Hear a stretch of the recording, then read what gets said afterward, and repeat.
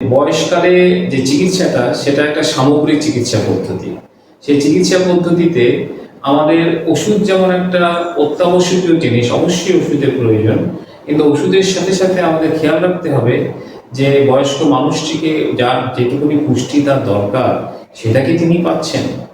পুষ্টি মানেই কিন্তু বেশি খাওয়া নয়, আবার পুষ্টি মানেই কম খাওয়া নয়। আমাদের অনেকেরই ধারণা যে আমরা একটু বেশি খেয়ে নিলাম তাহলেই আমার বুঝি খুব পুষ্টি হলো। আবার অনেকের ধারণা না না না না এই জিনিস খাবেন না, কম খেতে হবে। দুটোই ভুল ধারণা। পুষ্টি আবার একজন বয়স্ক মানুষ আরেকজন বয়স্ক মানুষের সাথে সমানভাবে খাবেন, উনি কেন খাচ্ছেন না বা উনি কেন এতটা খেলে আমি কেন খাবো না, এটাও কিন্তু নয়। কারণ এটা কিন্তু কাস্টমাইজ, যদি বলেন কিছু ক্ষেত্রে কিন্তু কাস্টমাইজ পুষ্টিটা।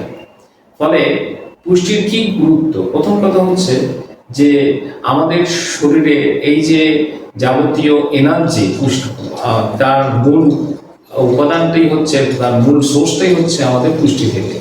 সেই এনার্জির মধ্যে কার্বোহাইড্রেট থেকেই মূলত আসে। তাছাড়া আমাদের প্রোটিনও থেকেও কিছুটা আসে। আমাদের অনেকের ধারণা যে প্রোটিন হয়তো শুধুমাত্র বডি বিল্ডিং, মাসেল তৈরিতে হেল্প করে, কিন্তু তা নয়।